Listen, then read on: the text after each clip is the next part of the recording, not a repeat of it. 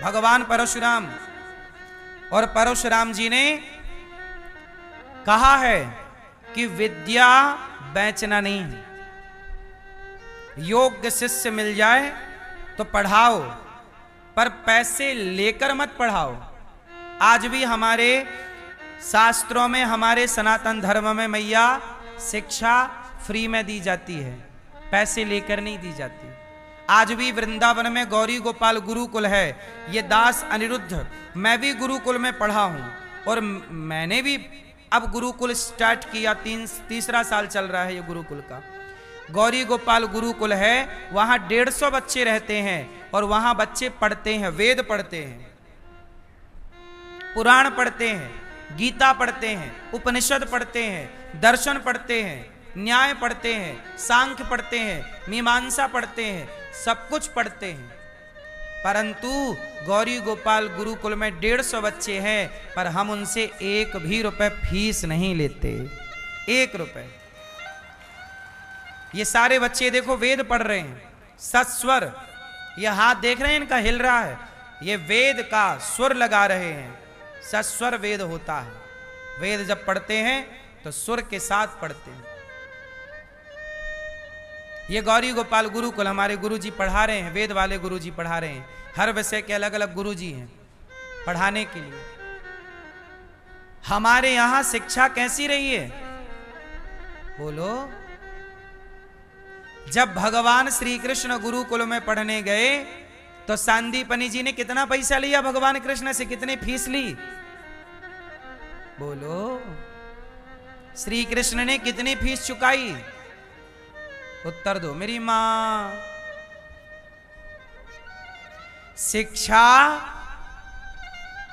शिक्षा भारत में शुरू से फ्री थी।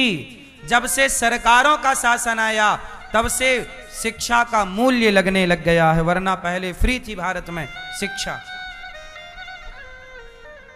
भारत में शिक्षा पहले क्या थी?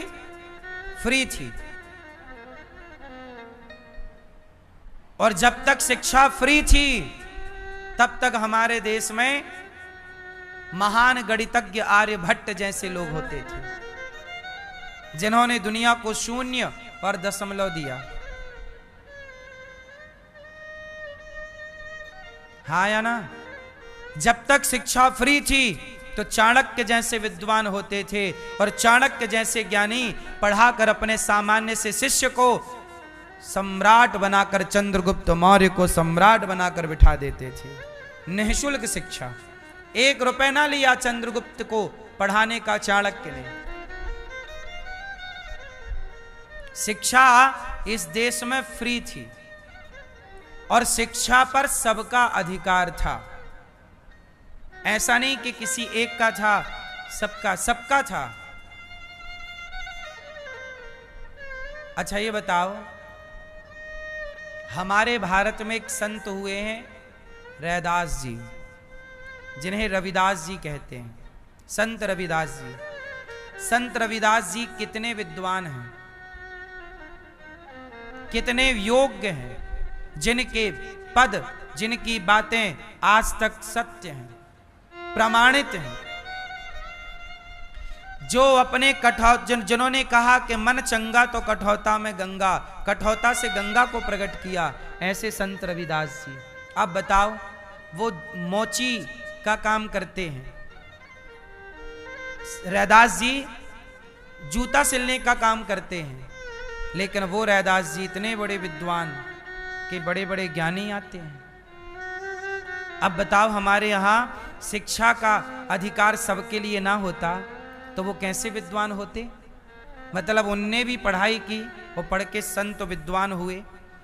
कबीरदास जी जुलाहे हैं, पर पढ़ लिख कर योग्य हुए कि नहीं बोलो? हाँ। तो शिक्षा पर सबका अधिकार था। हमारे देश में ये अफवाह फैलाई गई कि नहीं जी, यहां सबको पढ़ने का अधिकार नहीं था। सब पढ़ते थे, महिलाएं पढ़ती थीं। आज से 2500 साल पुरानी एक घटना आपको बताऊं, इतिहास में लिखी है। आद्य शंकराचार्य जी का नाम सुना है आप लोगों ने? आद्य शंकराचार्य जी का शास्त्रार्थ हुआ था मंडन मिश्र से। मंडन मिश्र की पत्नी का नाम था मां भारती। आद्य शंकराचार्य जी ने भारती से शास्त्रार्थ किया, मंडन मिश्र को हराया शास्त्रार्थ में और भारती से शास्त्रार्थ किया। तो सोचिए इतने बड़े विद्वान आद्य शंकराचार्य जी, उनसे शास्त्रार्थ कौन कर रहा है? एक स्त्री कर रही है, क्योंकि उस जमाने में स्त्रियां भी इतनी अधिक विदुषी हुआ करती थी, पढ़ी लिखी हुआ करती थी। आज की स्त्रियां क्या पढ़ी लिखी हैं? जितनी अधिक स्त्रियां पहले के जमाने की पढ़ी लिखी हुआ करती थी। पहले की स्त्रियां इतनी पढ़ी लिखी हुआ करती थी कि आप उदाहरण से समझिएगा कि इंदौर की माता, आपने नाम सुना होगा, काशी मंदिर को जिन्होंने बनवाया, मां अहिल्याबाई। मां अहिल्या, माता अहिल्या, उनके पति की मृत्यु हो गई, उनके ससुर की मृत्यु हो गई, राज खाली था। क्या करती? स्वयं मां बनकर बैठी और प्रजा को पुत्र की तरह पालन किया। हमारे देश का इतिहास उठाइए, मां अहिल्याबाई हो, चाहे झांसी की रानी हो, चाहे रानी दुर्गावती हो, और तमाम स्त्रियां, इन्होंने पूरा राज्य चलाया है। और एक बात बताएं, राज्य चलाने वाला व्यक्ति अनपढ़ नहीं हो सकता।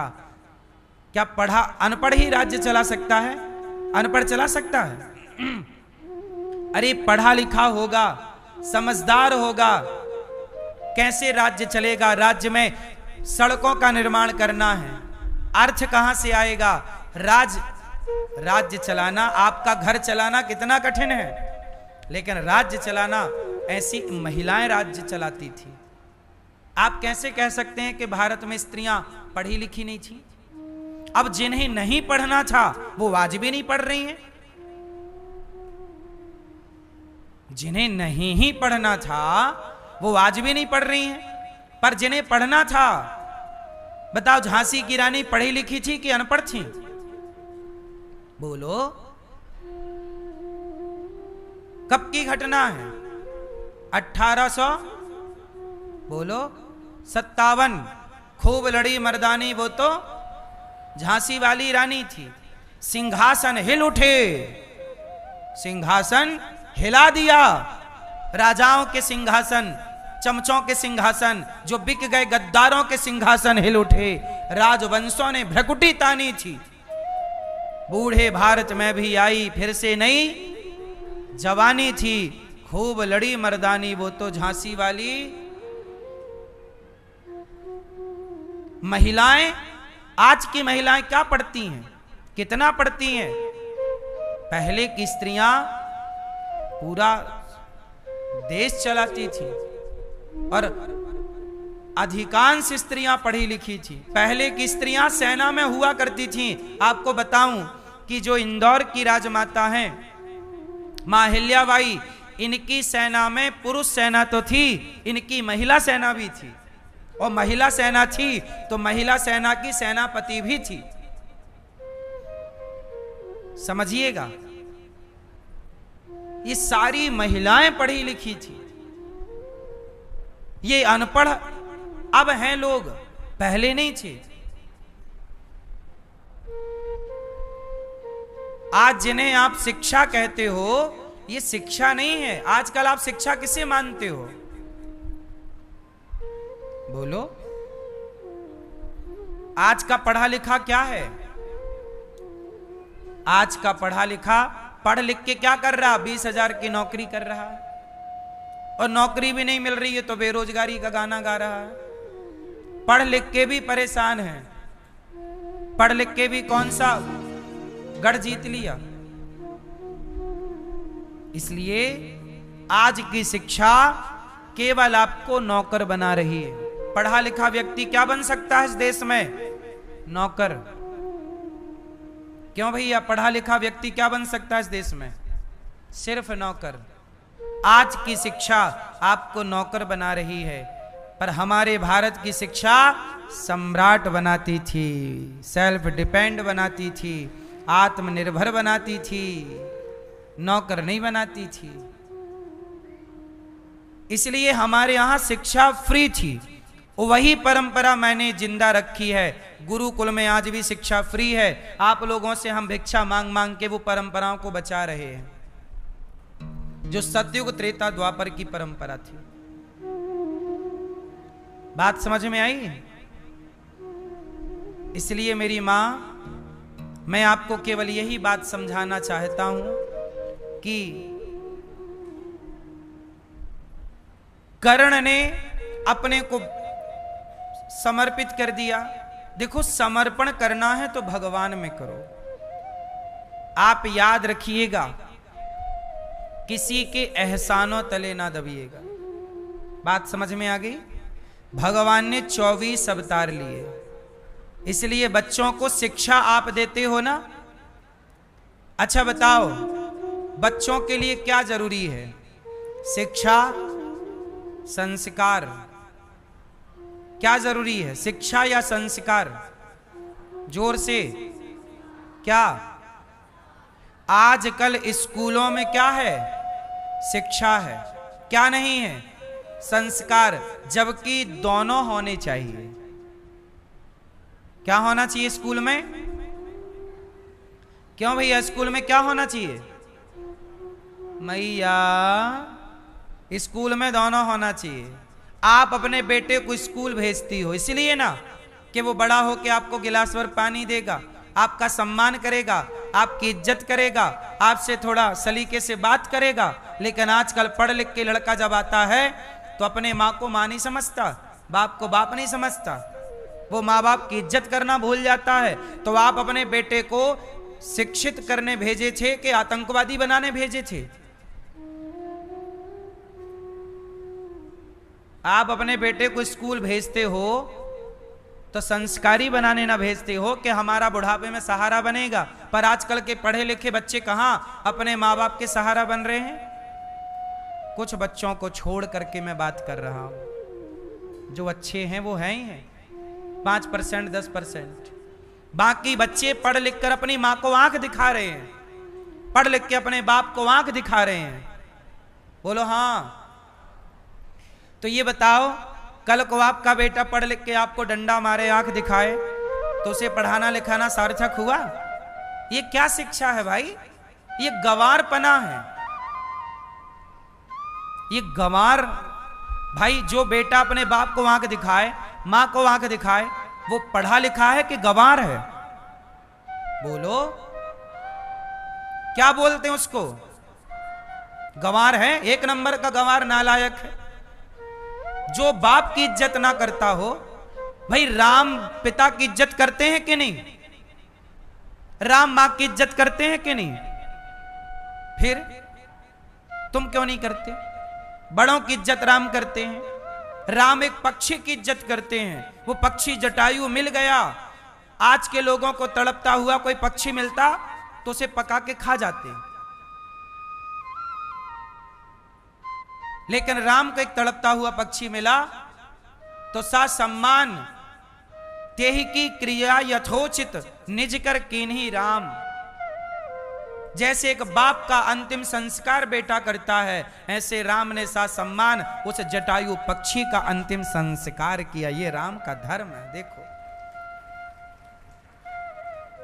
आजकल के पढ़े लिखे लोग क्या पढ़ लिया भाई? क्या चल रहा है इस देश में? शिक्षा का मतलब है दयावान होना। शिक्षा का मतलब है नम्रता। विद्या ददाति विनयम। विद्या क्या देती है? विनय। विनय मतलब नम्रता, सरलता, सहजता। यदि आपके स्वभाव में नम्रता नहीं आई, सहजता, सरलता नहीं आई, तो पढ़ाई का मतलब क्या है? क्यों भैया? मैया, इसलिए शिक्षा कैसी हो? शिक्षा संस्कारों से भरी हो। इसलिए सरकार के बस का नहीं है। अब सरकार को जो करना था कर लिया, पढ़ा रही है सरकार अपने हिसाब से। आजकल बच्चे पढ़ रहे हैं, माँ से मछली पढ़ रहे हैं, गा से गधा पढ़ रहे हैं। सरकार इतना ही कर सकती है बेचारी। आजकल के बच्चे गा से क्या पढ़ते हैं? गधा। गा से गणेश नहीं पढ़ते, क्योंकि गणेश पढ़ेंगे तो गणेश जैसे संस्कार आएंगे, वो अपने माँ बाप की परिक्रमा लगाते हैं। आजकल गधों की जरूरत है, गणेश की जरूरत नहीं है। हमारे देश का सबसे बड़ा, अच्छा बताइए, हमारे देश की सबसे बड़े ज्ञान क्या है? वेद हमारा ज्ञान है, गीता हमारा ज्ञान है। बोलो हाँ। हमारे भारत में सबसे ऊंचा ज्ञान क्या है? गीता। सबसे ऊंचा ज्ञान क्या है? बोलो मेरी मां। गीता सबसे ऊंचा ज्ञान, वेद सबसे ऊंचा ज्ञान। लेकिन आजकल के बच्चे वेद पढ़ रहे हैं, गीता पढ़ रहे हैं, रामायण पढ़ रहे हैं? नहीं पढ़ रहे हैं। क्यों? सरकार क्यों नहीं पढ़ा रही है? मेरा सवाल सरकार से है। सरकार क्यों नहीं पढ़ा रही है बच्चों को? मातृदेवो भव, पितृदेवो भव, अतिथि देवो भव, आचार्य देवो भव। क्या ये सेंटेंस पढ़ाने योग्य नहीं है बच्चों को? ये वेद का वचन है। वेद कहते हैं मातृदेवो भव। क्या कहते हैं? बोलो, बताओ, क्या ये 4 वाक्य नहीं पढ़ाने चाहिए स्कूल में? जोर से। क्या कर्मण्येवाधिकारस्ते मां फलेषु कदाचन, का ये श्लोक, क्या इनके अर्थ स्कूलों में नहीं पढ़ाने चाहिए बच्चों को? गीता के, गीता के कुछ विशेष श्लोक निकाल लो जिनमें बहुत ज्ञान है, वो सारे श्लोक एक छोटा सा सिलेबस बना लो और वो स्कूल में पढ़ाओ बच्चों को। क्यों जी, बात सही है कि गलत है? क्या घटेगा? बच्चा हिंदू का हो या मुसलमान का, संस्कार तो सबको चाहिए ना। बूढ़ी माँ को पानी तो सबको, हर हिंदू बेटा हो या मुस्लिम बेटा हो, उसकी माँ पानी मांगेगी तो देना हर बेटे का धर्म है। तो संस्कार तो सबके लिए हैं, हिंदू हो या मुस्लिम, सबको पढ़ाओ। मातृदेवो भव, पितृदेवो भव, दया धर्म का मूल है, पढ़ाओ। हमारे वेदों पुराणों में कितनी बढ़िया बातें हैं, उन्हें निकाल लो और वो पढ़ाया करो बच्चों को।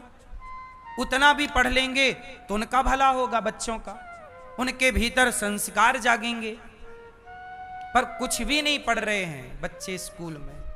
एक भी श्लोक गीता का पढ़ाया जा रहा हो तो बताइए। आप लोग कक्षा 1 से लेके पूरा PhD कर लेते हैं, लेकिन आपको पूरे सिलेबस में कहीं कक्षा 1 से लेके पूरे फाइनल ग्रेजुएशन करने के बाद एक श्लोक नहीं पढ़ाया जाता गीता का।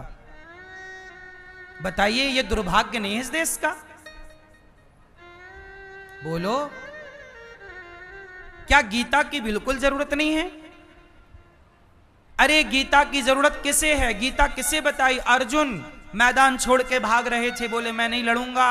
जो व्यक्ति अपना कर्म भूल जाता है, जो व्यक्ति अपना फर्ज भूल जाता है, ऐसों को ना गीता सुनाई गई। आज के लड़के ये कर्तव्य भूल गए, फर्ज भूल गए। इन्हें गीता पढ़ाई जाती तो ये अपने कर्तव्य पर रहते, अपने धर्म पर रहते, ये बलात्कारी ना बनते। आज के लड़के बलात्कारी हो गए, सब नहीं, जरा जो भी है उनके लिए। क्यों हो गए? आज मैंने एक वीडियो देखी न्यूज पर, एक मोबाइल पर, कि एक लड़का अपनी प्रेमिका को हॉस्पिटल में, वो अपनी प्रेमिका की गर्दन पे वो चला रहा था चाकू। सारे डॉक्टर वहां हॉस्पिटल वाले वीडियो बना रहे हैं, पर उस लड़की की जान किसी ने नहीं बताई। उसने गला काट दिया सबके सामने। प्यार करता रहा होगा उस लड़की से, उसने मना कर दिया होगा, उसने गला काट दिया उसका। खुलेआम मर्डर किया, खून बहाया। जरा भी दया नहीं आई कि इंसान को मुर्गी की तरह गर्दन काटी जा रही है। क्या पढ़ा रहा है, पढ़ रहे हैं ये संसार। कल आपकी गर्दन कोई काट दे, उसे जरा दया ना आए। क्या ये दया का पाठ स्कूल में नहीं पढ़ाना चाहिए कि बेटा दया क्या होती है, करुणा क्या होती है?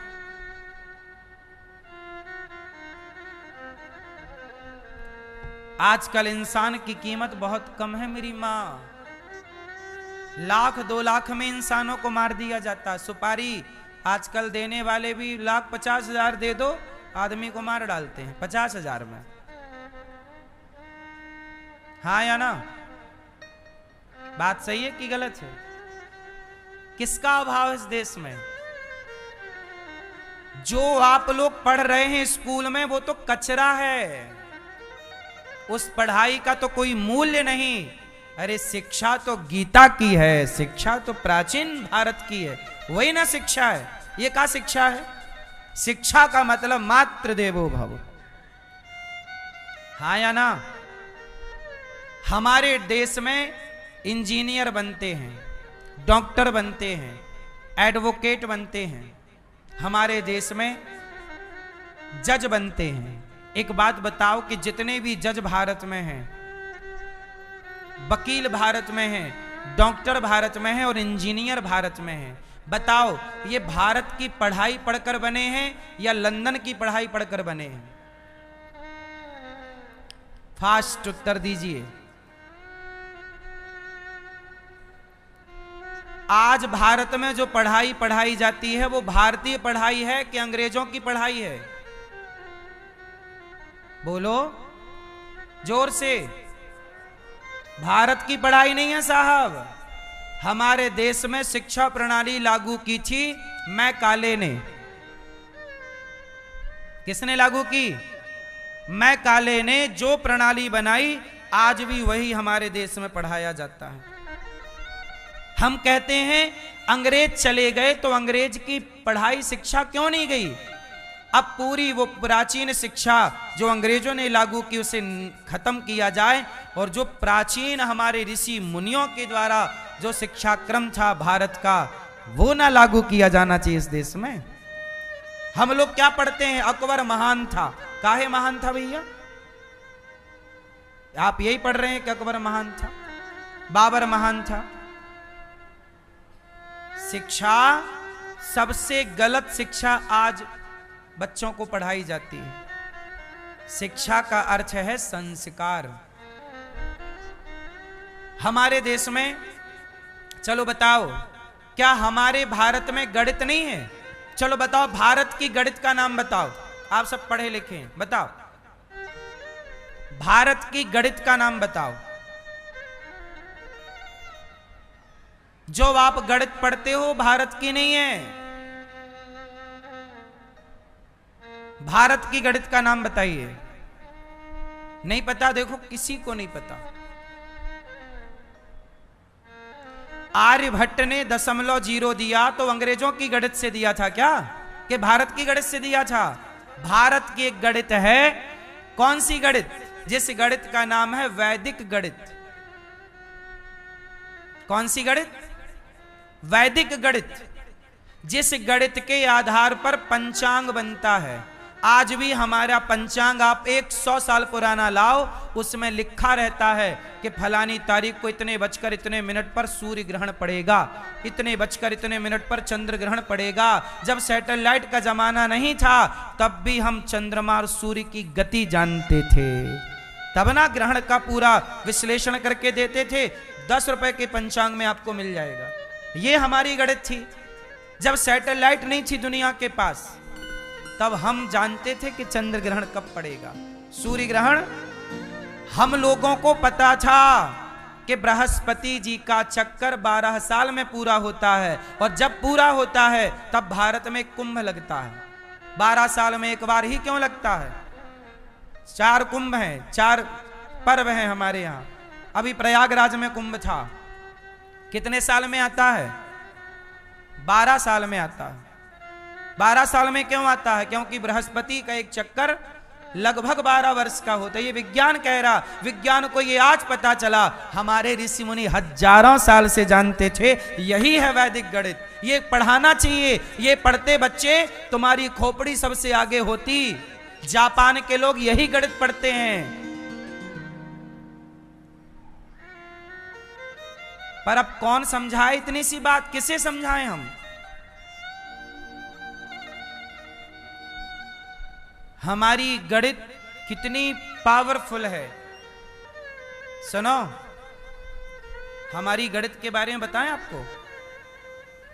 हमारी गणित आपने सुना होगा पहले के जमाने में लोग हाथ देखते थे और सही सही बताते थे।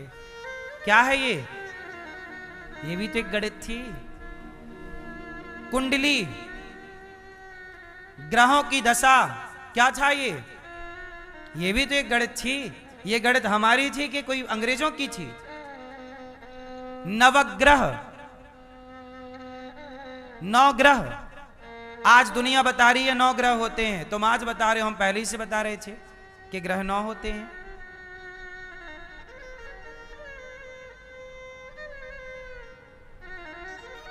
ठीक है, इसलिए मेरी मां, एक ये दास अनिरुद्ध सरकार के भरोसे अब ना होगा। आपको जो करना था आपने कर लिया।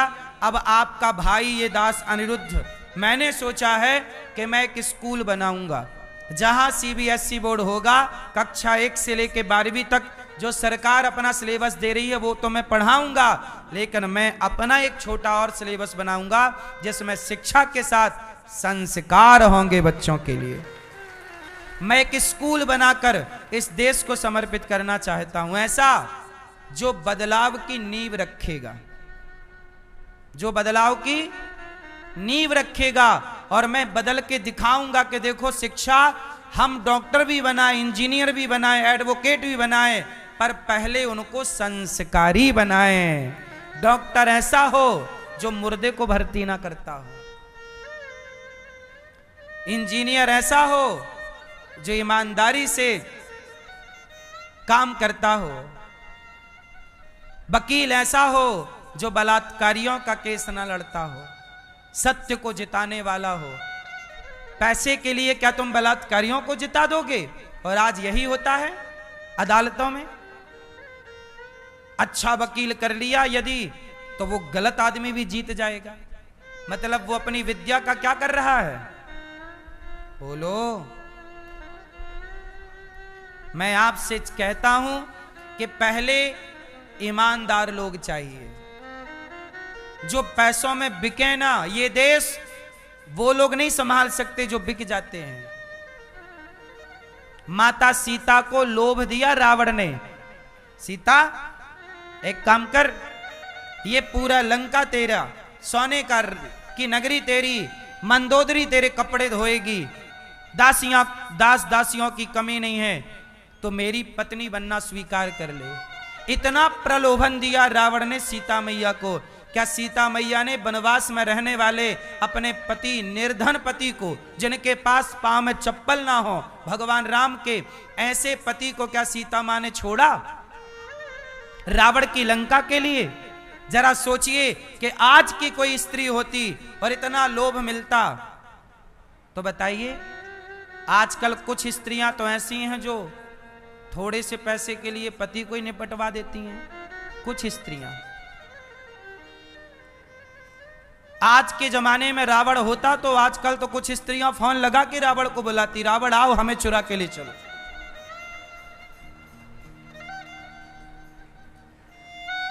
हाँ या ना? कुछ स्त्रियां तो फोन लगाती, भाई रावण का नंबर है क्या, हमें भी दे दो, रावण आओ हम यहां बैठी हैं, चुराओ हमें। लेकिन यह देश सीता माता का देश है, जहां नारियां सोने की लंका को लात मारती हैं पर अपने पति को नहीं त्यागती। ये भारत की नारी का गौरव है। ऐसी नारियां इस देश में रहीं। ऐसी नारियों का निर्माण करोगे तब आपकी संतान, आपका परिवार, आपका वंश सलामत रहेगा। इन स्त्रियों से सलामत ना रहेगा जो हनीमून के बहाने ले जाके खून करा दें। बोलो हाँ। आप अपने बेटे के लिए कैसी पत्नी चाहते हैं, कैसी बहू चाहते हैं? जैसी बहू आप चाहते हैं क्या वैसी आपकी बेटी है? उत्तर दो। आप बहू अच्छी चाहते हैं पर बेटियां अच्छी नहीं बनाते। क्यों मेरी मां? बात सही है कि गलत है? बहुएं खराब नहीं है, गलती बहुओं की नहीं है, गलतियां तो कुछ बेटियों की ही है ना, और बेटियों की भी नहीं है, बेटियों के माँ बाप की है। आपने जब बेहतर बेटी बनाया ही नहीं तो बेहतर बहू आएगी कहां से? बेहतर बेटी होगी तब ना बेहतर बहू होगी, क्योंकि बेटी ही तो बहू बनेगी। तुम्हारी बेटी किसी के घर की बहू तो उसकी बेटी तुम्हारे घर की बहू, यही तो